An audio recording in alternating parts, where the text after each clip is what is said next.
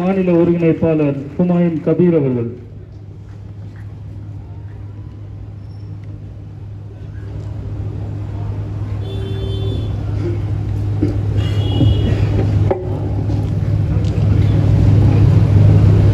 இஸ்லாமிய சிறைவாசிகள் விடுதலை கோரி நடக்கக்கூடிய இந்த போராட்டத்தில்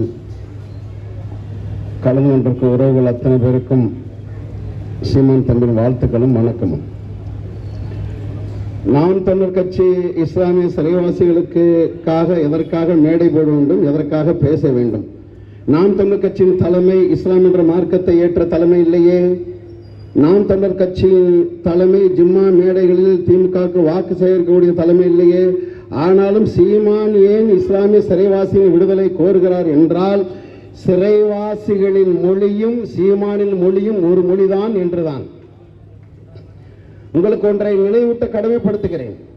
இதுவரை இந்த இஸ்லாமிய சிறைவாசிகள் விடுதலை என்பது இஸ்லாமிய அமைப்புகள், இஸ்லாமிய ஜமாத்துகள், இஸ்லாமிய சமுதாய தலைவரால் மட்டுமே அரங்கத்திற்குள் அடைபட்ட அரங்கத்திற்குள் பேசிக் கொண்டிருந்த ஒன்றை பொது சமூகத்தில் இஸ்லாமிய சிறைவாசி விடுதலை, தமிழ் தேசிய இனத்தின் விடுதலை என்று பொது சமூகத்தில், பொது இடத்தில், பொது மேடையில் முழங்கிய ஒருவன் என்றால் எங்கள் செந்தமன் சீமான் மட்டும்தான், வேற யாரும் கிடையாது.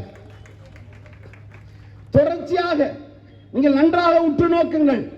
திமுகவின் ஆட்சி காலத்தில் தான் இஸ்லாமிய மக்கள் கொடும் சித்திரவதைக்கு உள்ளாக்கப்பட்டார்கள். இன்று நாடு முழுக்கும் இஸ்லாமியர்கள் சந்திக்கக்கூடிய எல்லா சிக்கல்களுக்குமான ஆணிவர் திமுக. இந்த நாடு முழுக்கும் எல்லா தரப்பு மக்களும் சந்திக்கக்கூடிய எல்லா சிக்கல்களுக்கும், பொருளாதார சிக்கல்களுக்கும் காரணம் திமுக. 13 நாட்களில் ஜெயலலிதா பிஜேபி ஆட்சியை கலற்றிவிட்டு இறங்கிவிட்டார்.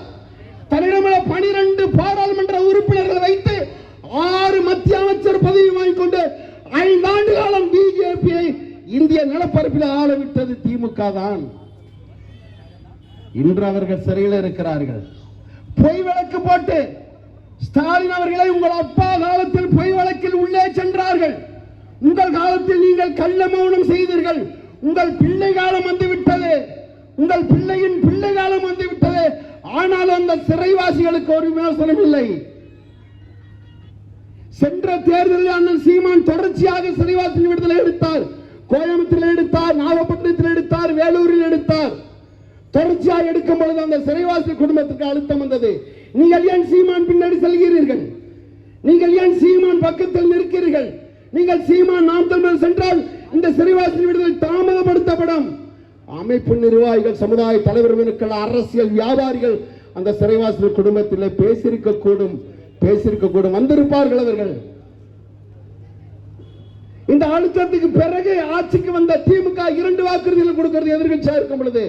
என்னது? அப்பாவி சிறைவாசிகள் நாங்கள் விடுதலை செய்வோம். மீண்டும் ஆட்சிக்கு வந்தால் 3.5% இடஒதுக்கீடு 5 விழுக்காடாக மாற்றுவோம். 5 விழுக்காடு நீ மாற்ற வேணாத்தா, 3.5 இன்னும் தரல, 0.95 தான் இருக்கு, 1 விழுக்காடு கூட இல்ல, வெள்ளை அறிக்கை தர சொல்லவன. இந்த அழுத்தத்துக்கு பிறகு என்ன பண்ணுது திமுக ஆட்சி கட்டுறது வந்த பிறகு முதலமைச்சர் அவர்கள் ஆதிநாதன் குழு, சிறைவாசி குழு என்ற ஒரு குழுவை போட்டார். அன்பான உறவுகளே, அந்த குழு இன்றிலிருந்து 4.5 வருடம் ஆகிவிட்டது. அந்த குழுக்கான 6 நபர்கள் வழிகாட்டு குழு, அந்த நபர்களை தேர்ந்தெடுக்காத ஒரு குழு ஆதிநாதன் குழு.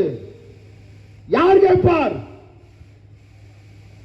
முஸ்லிம்க்கு தலைவர் பெருமக்கள், ஊருக்கா ஜமாத்துகளையும் மொஹல்லாக்களையும் இஸ்லாமிய பெருமக்களையும் தலைவர் பெருமக்களையும் உலமாக்கள் பெருமக்களையும் கூட்டி இந்த வாக்குகள் எல்லாம் திமுக கேட்டுக்கொண்டு இருக்கிறாரு. ஒரே ஒரு முறை 2 சீட்டு வேணாம், சிறைவாசியில் விடுதலை வேணாம். ஒரு மானமுள்ள தமிழனா அந்த நிலத்துல ஒரு முறை இந்த இஸ்லாமிய சொந்தங்கள் வாழ்ந்து பாருங்க, எவ்வளவு கஷ்டம் பாரு. இன்னைக்கு இந்த அடுத்த மாசம் இந்த 2 வாரத்தில் நோன்பு வர போகுது. 26 பெருனா, 26 ஹஜ்ஜி பெருனா, 26 ஆண்டுகள் ஹஜ்ஜி பெருனா, 26 ஆண்டுகள் நோன்பு பெருனா கொண்டாடவில்லை. சிறை கொட்டடிகளில் இருக்கிறார்கள். யார் அவர்களுக்கு விடுதலை வாங்கி தருவார்? இந்த திமுகவா? அதன் ஆதரவு கட்சிகளா? கூட்டணி கட்சிகளா? இல்லை. இவர்கள் ஒருபோதும் உங்களுக்கானவர்கள் இல்லை. உங்கள் வாக்கை மட்டும் வாங்கிக் கொண்டு உங்கள் வாழ்க்கையை நாசப்படுத்த வந்தவர்கள்.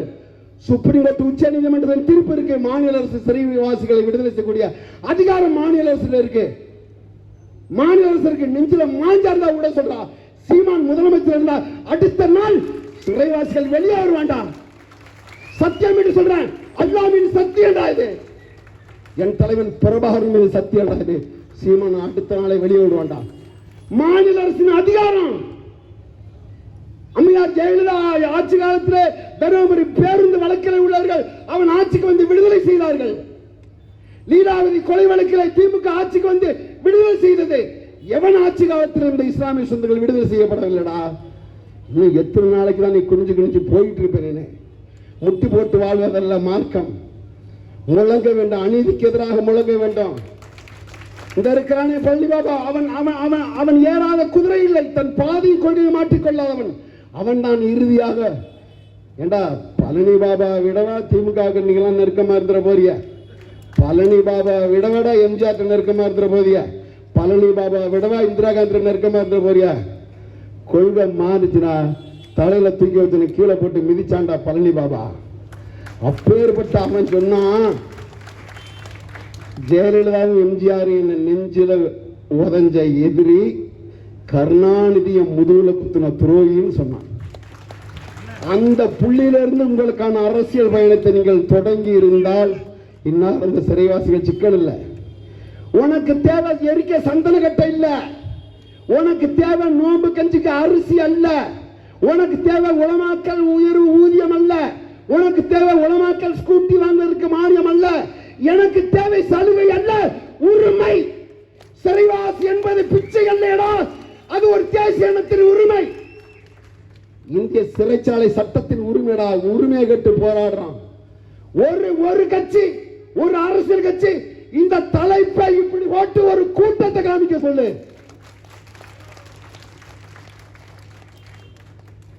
இப்படி பேசுற நாங்க தான் உனக்கு பிஜேபி பி டீம்.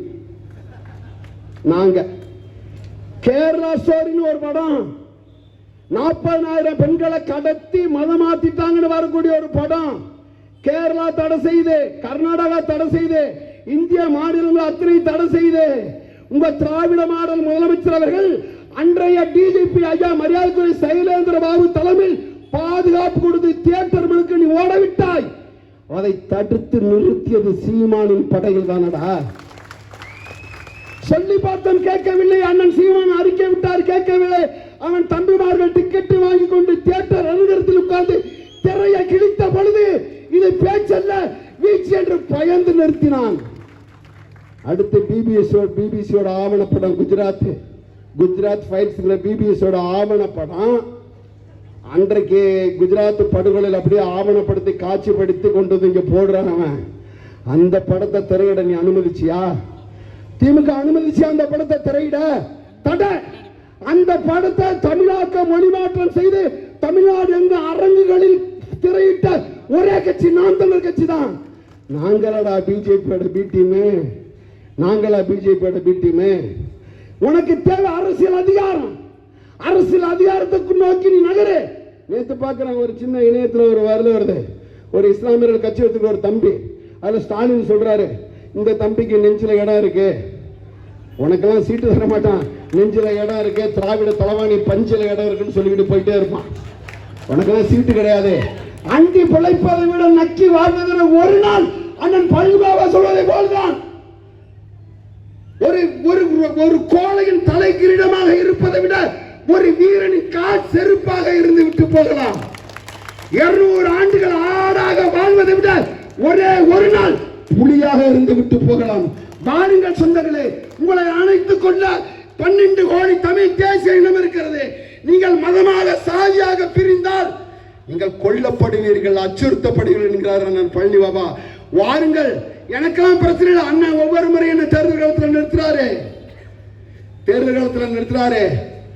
தோத்தாலும் தமிழ் முஸ்லிமாக பெருமையோட தோற்பேன். நீ வெற்றி பெற்றாலும் திராவிட முனாஃபிக்காக தான் வெற்றி பெறுவ, திராவிட அயோக்கியனாக தான் வெற்றி பெறுவ. பெருமையுடன் தோப்போம் நாங்க. வா, இந்த கட்சி தான் எல்லாவற்றுக்கான தீர்வு, ஆகச்சிறந்த தீர்வு, ஆகச்சிறந்த அருமருந்து. எந்த இடத்துலயும் உனக்கு நிக்கல. இன்று தமிழ்நாட்டில் 1436 அரசு பள்ளிக்கூடங்களில், அரசு உதவி பெறும் பள்ளிக்கூடங்களில் RSS சாகா பயிற்சி நடக்குது. ஒரு இஸ்லாமிய தலைவர் உனக்கு கேட்க முடியாது. ஏன்?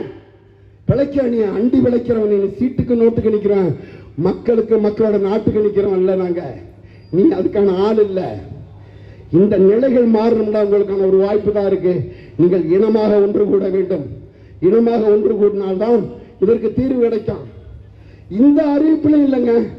மறுபடியும் திமுக, உனக்கு ரோசம் இல்லையா, சூடு சொர்ணம் இல்லையா, வெக்கம் இல்லையா, போனா போட்டுண்டா அந்த 2 சீட்டு, அந்த 2 எம்எல்ஏ, அந்த ஒரு எம்பி, எந்த வாங்கி எந்த மயில புடுங்க போற, விட்டு தொலை, வெளியே வா, செத்து போவா வா. எத்தனை ஆண்டு காலம் பிஜேபி பூச்சாண்டி காட்டுவ? எத்தனை ஆண்டு காலம் பிஜேபியோட பூச்சாண்டி காட்டுவ? நீ பிஜேபி பூச்சாண்டி காட்டு அவனோட எல்லா திட்டத்தையும் நீ ஆதரிச்சு வச்சிருக்கிற. எந்த திட்டத்தை நீ எதிர்த்திருக்கிற? இந்திய எதிர்க்கல, இந்திக்காரனை கொண்டு வரான். நீ ரோட்ல சுத்துற எந்த இந்திக்காரனையும் தனிப்பட்ட முறையில் போய் பேசு. அப்பனா ஓட்டு கோன்கேன்னு கேளு, அவன் சொல்லுவான் மோடிக்காமா. ஒவ்வொரு சட்டமன்றத்திலும் 20,000 30,000 வாக்காளர்களை இறக்குறான். என்ன ஆகும்? இஸ்லாமியர், கிறிஸ்தவர், ஆதி தமிழர் இவங்களோட வாக்கு 1 கோடி வாக்கு அவனுக்கு போகுது. அந்த தைரியத்தில் இருக்கிறான். இஸ்லாமியோட பாதுகாப்பு திமுக கிடையாது.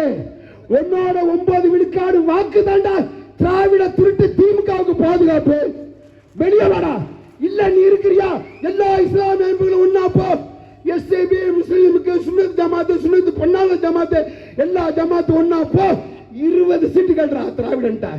கேள்றா கர்நாடக 20 சீட்டு நாங்க பிரிச்சுக்கிறோம். ஒரு அல்லாஹ், ஒரு நபி, ஒரு குர்ஆன் நாய 20 சீட்டுகள் நாங்க பிரிச்சுக்கிறோம்.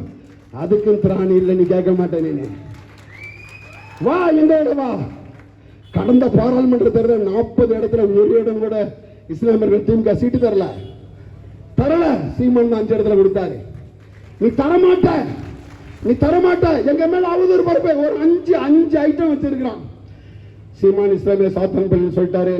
சீமான் உருது முஸ்லிம்களை பாகிஸ்தான் போய் சொல்லிட்டாரு. சீமான் AK-74, சீமான் ஆமதரி, சீமான் விஜயலட்சுமி, இப்ப சீமான் பிராமண கடப்பார. இந்த 6 ஐட்டத்தை தாண்டி ஏதாவது இருக்கா அவனுக்கு? ஏதாவது இருக்கா? அவனுக்கு ஏதாவது மெட்டீரியல் இருக்கா? கருத்தியலை வாதிக்கவா? அப்படியே திரும்ப சாத்தான் பிள்ளை என்று இஸ்லாமிய கிறிஸ்தவரை சொல்லிட்டார். எப்படா சொன்னாரு? கேட்கிறான்டா. எங்க அப்பா பாஷா. சீமான் சொல்றாரு என் அப்பன் பாஷா இறந்து விட்டார். அவனோட இறுதி மரியாதை செலுத்துவதற்காக அண்ணன் கோயம்புத்தூரை சென்று இறுதி வணக்கம், புகழ் வணக்கம், வீர வணக்கம் செலுத்திட்டு வாரான். பத்திரிகையாளர் கேட்கிறாங்க, என் சீமான் நீங்க அல்லுமா தீவிரவாதியா இருக்கக்கூடிய பாஷா வீட்டுக்கு போனது எதுக்குன்னு அண்ணாமலை கேட்கிறாங்க. அண்ணாமலை சொல்றாரு எதுக்கு சீமான் போயிருப்பாரு? இஸ்லாமியரோட ஓட்ட அவங்க தான் போயிருப்பாரு அப்படின்னு அண்ணாமலை பதில் சொல்றாரு.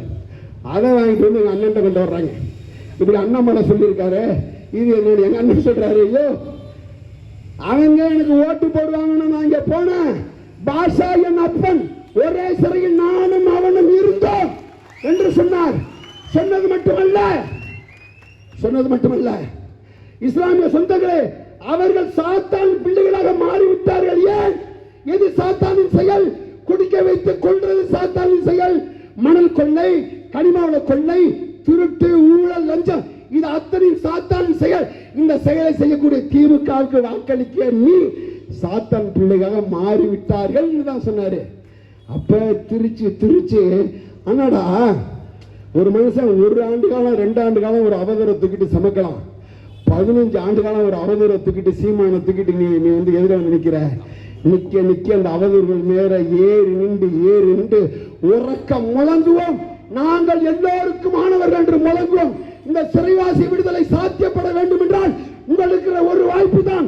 அது எங்கள் அண்ணன் செந்தமிழ் சீமான் மட்டும்தான். வாருங்கள் உறவுகளே, நீங்கள் மதமாக என்றது போதும், நீங்கள் ஜமாத்தாக என்றது போதும், இனமாக ஒன்று கூடுங்கள்.